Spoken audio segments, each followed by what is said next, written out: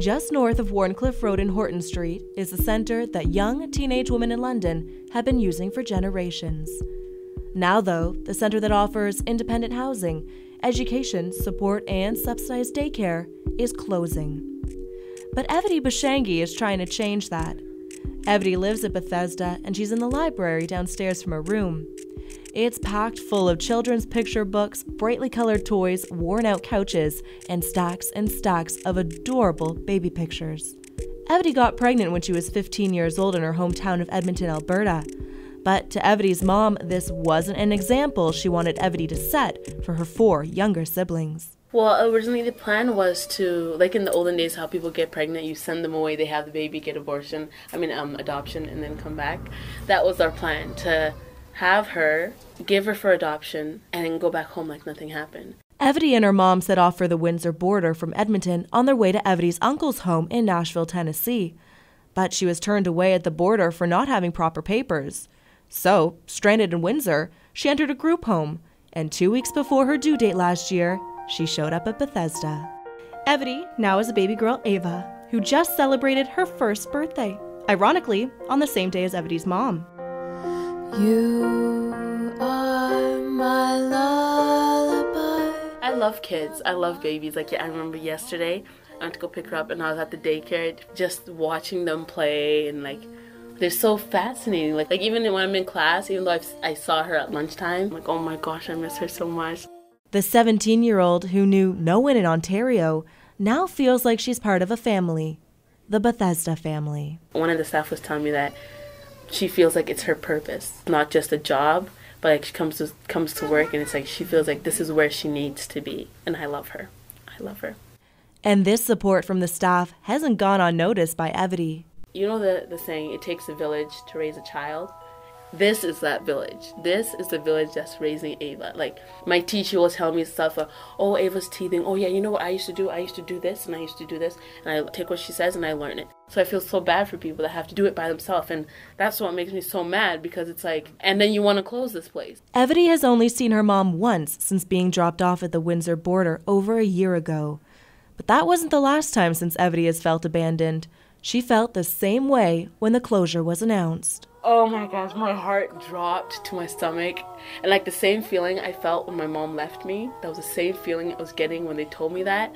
And we just all started crying, like all the girls. Go to sleep. But Sarah Brooks and Jamie Chambers are fighting to dry those tears, along with other former residents and community members who are all a part of the committee, Save Bethesda. Sarah was 16 when she went to Bethesda in 1994 to have her son, Cole. Just was a regular high school kid. Like, I never rebelled. I was never into all the partying and stuff. It was a pretty normal household. And this normal household extended to Bethesda. Sarah's sister went there 3 years before her. Their mom worked at Bethesda, and their aunt is still even the cook there.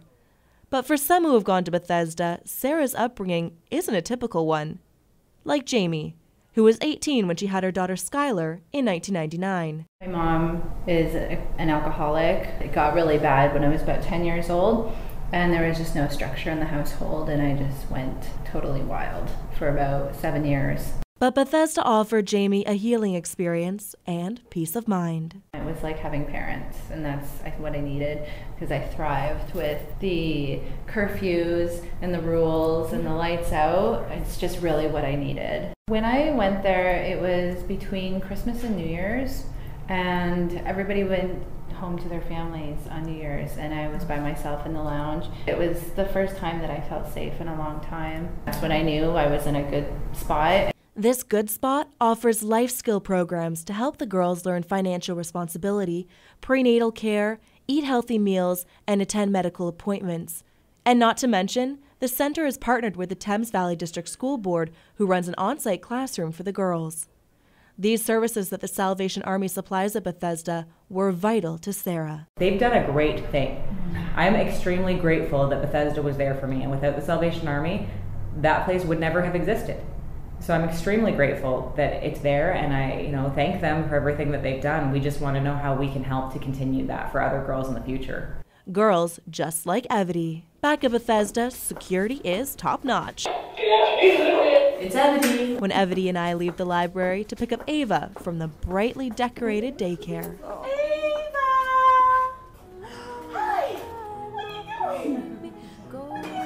Evity, Sarah, and Jamie, along with the Save Bethesda committee, are determined to be heard and to keep the doors of Bethesda open for future generations. Always happy now. I'm always smiling because I don't have to worry about anything because it's like all my needs are met here. I feel comfortable. I feel safe.